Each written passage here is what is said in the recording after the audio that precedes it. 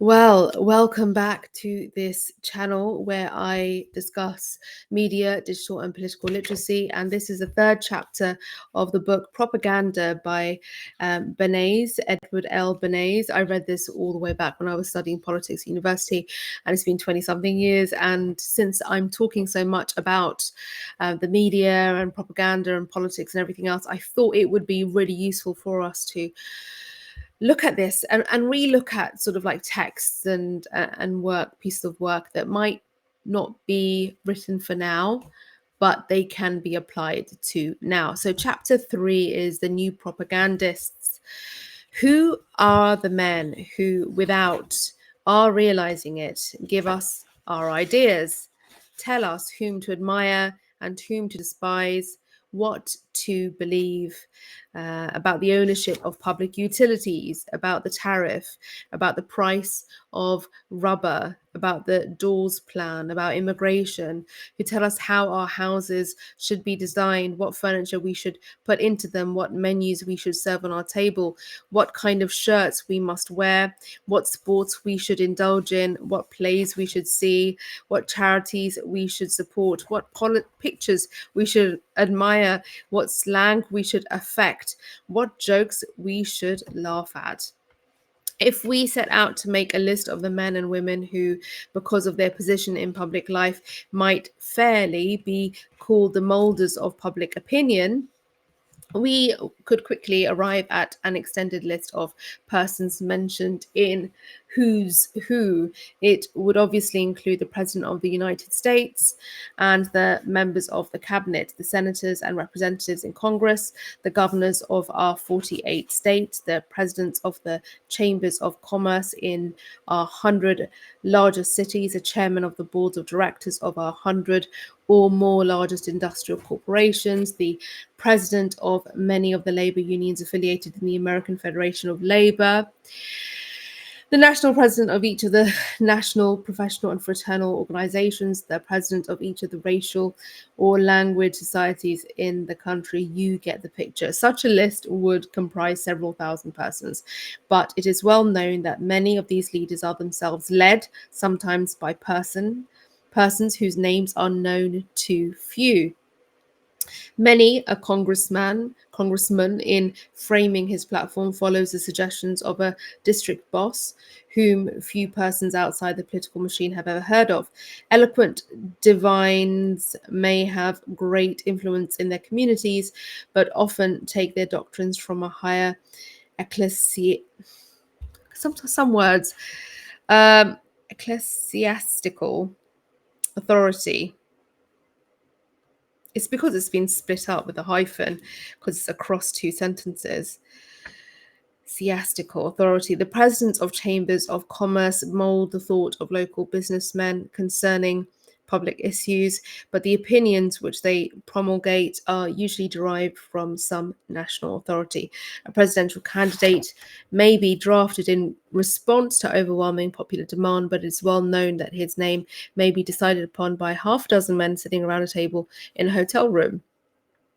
In some instances, the power of invisible wire pullers is flagrant. The power of the invisible cabinet, which deliberated at the poker table in a certain little greenhouse in Washington, has become a national legend. There was a period in which the major policies of the national government were dictated by a single man, Mark Hanna. Simmons may, for a few years, succeed in. A. Simmons may, for a few years, succeed in marshalling millions of men on a platform of intolerance and violence. Such persons typify in the public mind the type of ruler associated with the phrase invisible government, but we do not often stop to think that there are dictators in other fields whose influence is just as decisive as that of the politicians I have mentioned. As Irene Castle can establish the fashion of short hair, which demonstrates 9/10 of the women who make any pretense to being fashionable. That was a previous chapter. Paris fashion leaders set the mode of the short skirt, for wearing which 20 years ago any woman would simply have been arrested and thrown into jail by the New York police, and the entire women's clothing industry, capitalized at hundreds of millions of dollars, must be reorganized to conform to their dictum. There are invisible rulers who control the destinies of millions. It is not generally realized to what extent the words and actions of our most influential public men are dictated by shrewd persons operating behind the scenes, nor, what is still more important, the extent to which our thoughts and habits are modified by authorities. In some departments of our daily life in which we imagine ourselves free agents, we are ruled by dictators exercising great power. A man buying a suit of clothes imagines that he is choosing, according to his taste and his personality, the kind of garment which he prefers. In reality, he may be obeying the orders of an anonymous gentleman tailor in London. This personage is the silent partner in a modest tailoring establishment, which is patronized by gentlemen of fashion and princes of the blood. He suggests two British noblemen and others a blue cloth instead of grey, two buttons instead of three, or sleeves a quarter of an inch narrower than last season. The distinguished customer approves of the idea. But how does this fact affect John Smith of Topeka? Topeka? The gentleman tailor is under contract with a certain large American firm which manufactures men's suits to send them instantly the designs of the suits chosen by the leaders of London fashion. Upon receiving the designs with specifications as to color, weight, and texture, the firm immediately places an order with the cloth maker for several $100,000 worth of cloth. The suits made up according to the specifications are then advertised as the latest fashion. The fashionable men in New York, Chicago, Boston, and Philadelphia wear them, and then Topeka man, recognizing this leadership, does the same. Women are just as subject to the commands of invisible government as are men. A silk manufacturer seeking a new market for its product suggested to a large manufacturer of shoes that women's shoes should be covered with silk to match their dresses. The idea was adopted and systematically propagandized. A popular actress was persuaded to wear the shoes. The fashion spread. The shoe from firm was ready with the supply to meet the created demand, and the silk company was ready with the silk for more shoes. The men who injected the idea into the shoe industry was ruling women in one department of their social lives. Different men rule us in the various departments of our lives. There may be one power behind the throne in politics, another in the manipulation of the federal discount rate, and still another in the dictation of next season's dances. If there were a national invisible cabinet ruling our destinies, a thing which is not possible to conceive of, it would work through certain group leaders on Tuesday for one purpose and through an entirely different set on Wednesday for another. The idea of invisible government is relative. There may be a handful of men who control the educational methods of the great majority of our schools. Yet, from another standpoint, every parent is a group leader with authority over his or her children. The invisible government tends to be concentrated in the hands of the few because of the expense of manipulating the social machinery, which controls the opinions and habits of the masses. To advertise on a scale which will reach 50 million persons is expensive. To reach and persuade the group leaders who dictate the public's thoughts and actions is likewise expensive. For the reason there is an increasing tendency to concentrate the functions of propaganda in the hands of the propaganda specialist, this specialist is more and more assuming a distinct place and function in our national life. New activities call for new nomenclature. The propagandist who specializes in interpreting enterprises and ideas to the public and in interpreting the public to promulgators of new enterprises and ideas has come to be known by the name of Public Relations Council. The new profession of public relations has grown up because of the increasing complexity of modern life and the consequent necessity for making the actions of one part of the public understandable to other sectors of the public. It is due to the increasing dependence of organized power of all sorts upon public opinion. Governments, whether they are monarchical, constitutional, democratic, or communist, depend upon acquiescent public opinion for the success of their efforts. And in fact, government is only government by virtue of public acquiescence. Industries, public utilities, educational movements, indeed all groups representing any concept or product, whether they are majority or minority ideas, succeed only because of approving public opinion. Public opinion is the acknowledged partner in all broad efforts. The Public Relations Council then is the agent who, working with modern media of communication and the group formations of society, brings an idea to the consciousness of the public. But he is a great deal more than that. Oh, yes, I am. He is concerned with courses of action, doctrine, systems, and opinions, and the securing of public support for them. He's also concerned with tangible things such as manufactured and raw products. He's concerned with public utilities, with large trade groups and associations representing entire industries.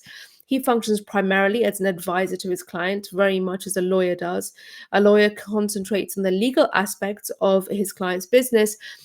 Counsel on public relations concentrates on the public contacts of his client's business. Every phase of his client's ideas, products, or activities which may affect the public or in which the public may have an interest is part of his function.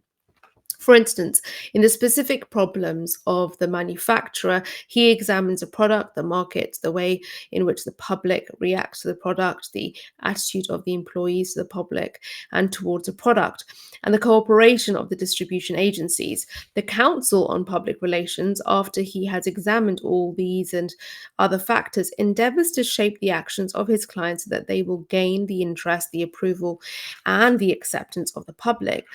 The means by which the public is apprised of the actions of his client are as varied as the means of communication themselves, such as conversation, letters, the stage, the motion picture, the radio, the lecture platform, the magazine, the daily newspaper. The Council on Public Relations is not an advertising but he advocates advertising where that is indicated. Very often he is called in by an advertising agency to supplement its work on behalf of a client. His work and that of the advertising agency do not conflict with or duplicate each other. No, they don't.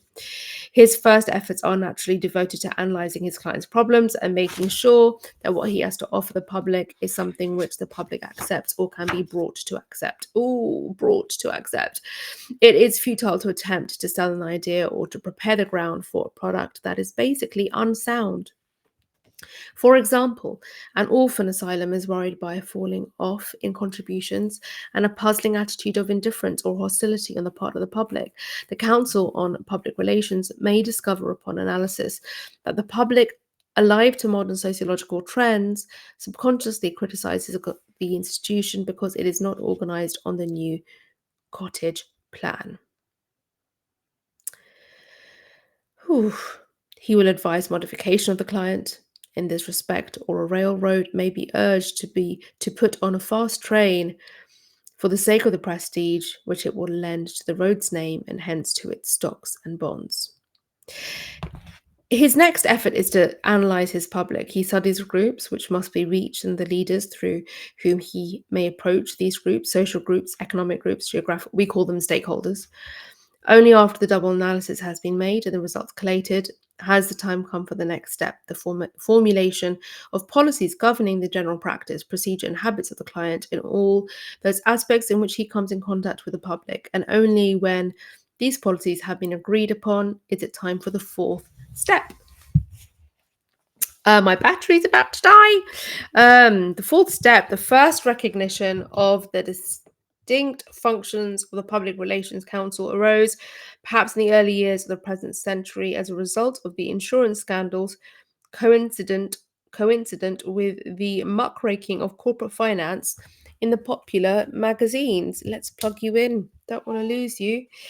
The interests thus attacked suddenly realized that they were completely out of touch with the public they were professing to serve, and required expert advice to show them how they could understand the public and interpret themselves to it. Lots of examples. The public relations expert may be known as public relations director or counsel. I feel like an evil person as a public relations person, but yeah. Often he is called secretary or vice president or director. Sometimes he is known as cabinet officer or commissioner. But whatever title he may be called, his function is well defined and his advice has definite bearing on the conduct of the group or individual with whom he is working. Many persons still believe that public relations counsel is a propagandist and nothing else. But on the contrary, the stage at which many suppose he starts his activities may actually be the stage at which he ends them. After the public and the client are thoroughly analysed and policies have been formulated, his work may be finished. In other cases, the work of the public relations counsel must be continuous to be effective. For in many instances, only by a careful system of constant, thorough, and frank information will the public understand and appreciate the value of what a merchant, educator, or statesman is doing. The Council on Public Relations must maintain constant vigilance because inadequate information or false information from unknown sources may have results of enormous importance. A single false rumor at a critical moment may drive down the price of a corporation stock, causing a loss of millions to stakeholders. An air of secrecy or mystery about a corporation's financial dealings may breed a general suspicion capable of acting as invisible drag on the company's whole dealings with the public. The Council on Public Relations must be in a position to deal effectively with rumors and suspicions, attempting to stop them at their source, counteracting them promptly with correct or more complete information through channels which will be most effective, or best of all, establishing such relations of confidence in the concern's integrity that rumors and suspicions will have no opportunity to take root. His function may include the discovery of new markets, the existence of which had been unsuspected. If we accept public relations as a profession, we must also expect it to have both ideals and ethics. The ideal of the profession is a pragmatic one. It is to make the producer, whether that producer be a legislature making laws or a manufacturer making a commercial product, understand what the public wants and to make the public understand the objectives of the producer. In relation to industry, the ideal of the profession is to eliminate the waste and the friction that result when industry does things or makes things which is its public does not want, or when the public does not understand what is being offered it. For example, telephone companies maintain extensive public relations departments to explain what they are doing so that energy may not be burned up in the friction of misunderstanding. A detailed description, for example, of the immense and scientific care which the company takes to choose clearly understandable and distinguishable exchange names helps the public to appreciate the effort that is being made to give good advice and stimulates it to cooperate by enunciating clearly. The profession of public relations counsel is developing for itself an ethical code which compares favorably with that governing the legal and medical professions. Ooh, so much detail in law. The judge and jury hold the deciding balance of power. In public opinion, the Public Relations Counsel is judge and jury because through his pleading of a case, the public may accede to his opinion and judgment. He does not accept a client whose interests conflict with those of another client. He does not accept a client whose case he believes to be hopeless or whose product he believes to be unmarketable. He should be candid in his dealings. It must be repeated that his business is not to fool or hoodwink the public, really. If he were to get such a reputation, his usefulness in his profession would be at an end. When he is sending out propaganda material, it is clearly labeled as to source. The editor knows from whom it comes and what its purpose is and accepts or rejects it on its merits as news. That is just really funny because as a public relations person, you send out so many press releases, and if you work for publication as an editor, you receive so many press releases, and these press releases are essentially like it's a document. It's like a one pager. It should be a one pager. A press release should have like 5 paragraphs at most, just who, what, where, why, when, and how. And then the editor, the journalist, whoever can just copy and paste and then create their own story from it.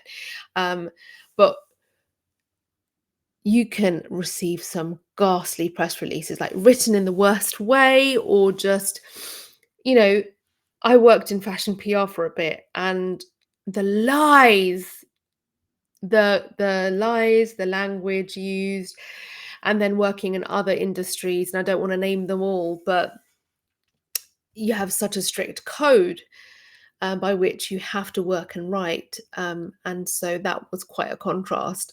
Even in the music industry as well, I found that to be quite interesting. NGO sector, when dealing with journalists, I just found that to be really insightful, because you've got to keep things so brief because they will lose interest. That's I love this. It's just great reminders, and if it's not reminding you but actually telling you something new, then that's even better. Thank you so much for watching my content.